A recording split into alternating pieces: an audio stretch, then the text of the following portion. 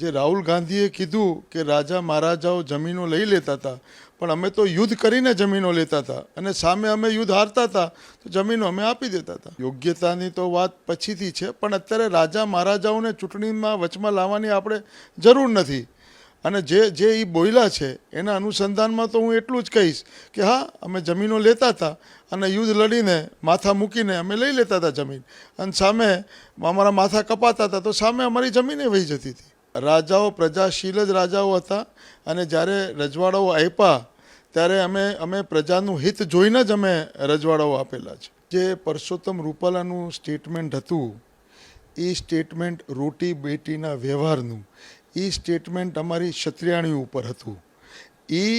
એ statement અને એ તો આખું સ્ટેટમેન્ટ અમારા અસ્મિતા ઉપર હતું. એને ને આને તો કોઈ અત્યારે કોઈ તુલના જ ન કરી શકાય ને. એ તો અમારા અસ્મિતા ઉપર હતું અને ક્ષત્રિયાણી ઉપર હતું, એટલે એ તો યોગ્ય છે જ નહીં. રાજા રજવાડાઓ પર રાહુલ ગાંધીએ પણ જે રીતે નિવેદન આપ્યું, ત્યારબાદ ક્ષત્રિય સમાજના અગ્રણીઓનું શું કહેવું છે? કરણી સેનાના જિલ્લાના અધ્યક્ષ ભૂપતસિંહ આપણી સાથે છે, આપણે એમની સાથે વાત કરી. ભૂપતસિંહ, જય માતાજી. તમે આ નિવેદનને, જે રાહુલ ગાંધીની સ્પીચને કેવી રીતે જોવો? હાજી, રાહુલ ગાંધીની સ્પીચને એવી રીતે જોઈ છે કે પહેલાં તો હું મારી ઓળખાણ આપી દઉં. ભૂપતસિંહ જાડેજા, કરણી સેના, રાજકોટ જિલ્લા અધ્યક્ષ. હવે અમે ક્ષત્રિય ધર્મ અમારો એવો છે કે અમે કોકને કંઈક આપી શકીએ પણ લઈ નહીં.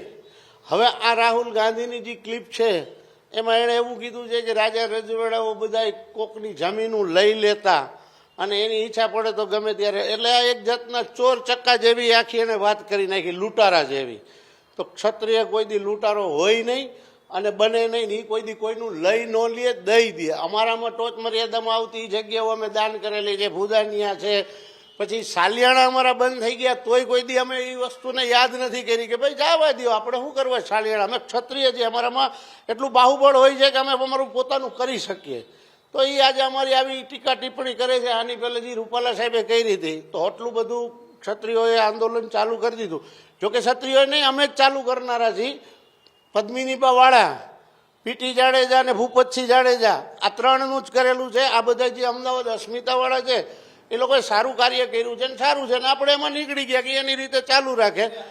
પણ આજે રૂપાલાની ટિપ્પણી હતી અને હવે રાહુલ ગાંધીની, એટલે કે ચૂંટણી હવે રાજપૂતો ઉપર અને જે ક્ષત્રિય સમાજ ઉપર અથવા તો રાજા રજવાડા ઉપર લડાતી હોય એવું નથી લાગતું તમને? હું સાહેબ એ જ કહેવા માંગુ છું આપને કે રાજા રજવાડા ઉપર હવે બંને પક્ષ ચાલુ થઈ ગયા, જ્યારે ભાજપ ને કોંગ્રેસ.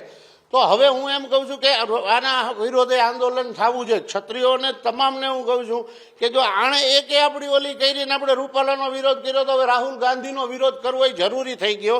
કારણ કે એને આપણા રાજા મહારાજાઓને નીચા જ દેખાડવાની વાત કરી છે. તો ક્યાંક ને ક્યાંક અમારી આબરૂ ઉપર જ ઘા થાય છે. તો હવે મારું તો એવી ઈચ્છા છે કે આપણે આના ઉપર રાહુલ ગાંધી ઉપર હવે અમે ફરીથી નવું આંદોલન શરૂ કરીએ. આગામી દિવસોમાં અમારી તૈયારી છે. અમને કોઈ ખરાબ કહે, અમારા ક્ષાત્ર ધર્મને કોઈ નબળો કહે તો એ કોઈ ક્ષત્રિયનો દીકરો સાખી ન લે.